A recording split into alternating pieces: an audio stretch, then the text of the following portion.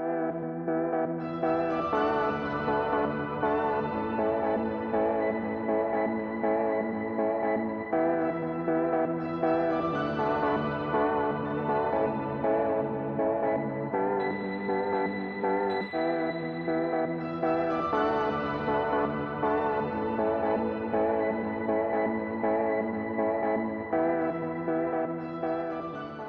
pouvez présenter d'abord David Bowie en quelques mots. Un artiste caméléon, d'une exigence artistique totalement inédite, avec un parcours artistique qu'il a été également jusqu'à la fin de son parcours de musicien et de créateur. C'était je pense, un artiste qui avait une inventivité et le goût du risque et du pari artistique, comme peu d'artistes l'ont eu. Ça a été dans ces 50 dernières années un artiste majeur.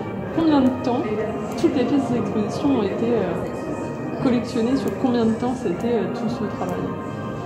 Jean-Charles Gaultier, qui est l'un des collectionneurs les plus importants au monde d'objets rares et inédits sur Bowie, il collectionne depuis plus de 50 ans.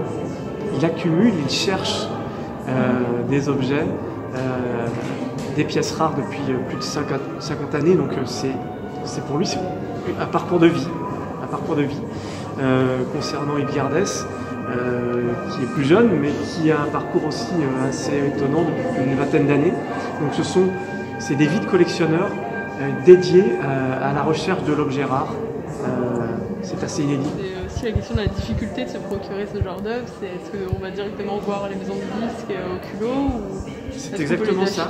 C'est exactement ça. C'est aller voir des maisons de disques au culot. C'est rechercher et acheter parfois sur Sotheby's, ou s'échanger entre d'autres collectionneurs certains objets que l'on n'a pas. Mais le collectionneur, souvent, il n'a pas envie d'avoir de l'aide. Il a envie de cheminer seul pour récupérer l'objet. Par exemple, l'acte de naissance de David Bowie, le véritable acte de naissance de David Robert Jones, Jean-Charles Gaultier est allé le chercher à la mairie de Brixton en se faisant passer pour quelqu'un de la famille. Donc c'est quand même, il faut avoir un culot monstrueux pour arriver à cela. Mais ensuite, pour rester sur Jean-Charles, il y a des pièces qu'il est allé chercher en prenant quelques risques, parfois dans des théâtres, dans des lieux qui allaient accueillir Bowie en concert. Donc il est allé à la quête d'un objet très rare. Et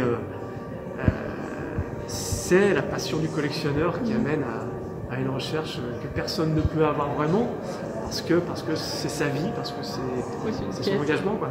Il y a aussi la question du prix des œuvres totales, parce que toutes ces œuvres qui sont inédites, qu'on ne retrouve pas, le prix va monter très très vite. Oui, il y en a pour plusieurs milliers d'euros sur cette exposition-là. Et puis certaines pièces, d'une année sur l'autre, prennent encore plus de valeur. Elles deviennent de plus en plus rares. Donc ces deux collectionneurs ont vraiment des collections qui sont, qui possèdent des budgets assez importants. Oui. Combien vous attendez de spectateurs en fait? Alors, on part sur une moyenne, on espère, de 150 personnes par jour, et on espère qu'elle pourra ouvrir dès le 15 décembre. 150 personnes par jour, c'est ce qu'on souhaiterait. C'est un nombre de personnes par jour qui est pas mal. Voilà, mais le contexte actuel est ni devin ni médecin, donc on attend patiemment. Voilà.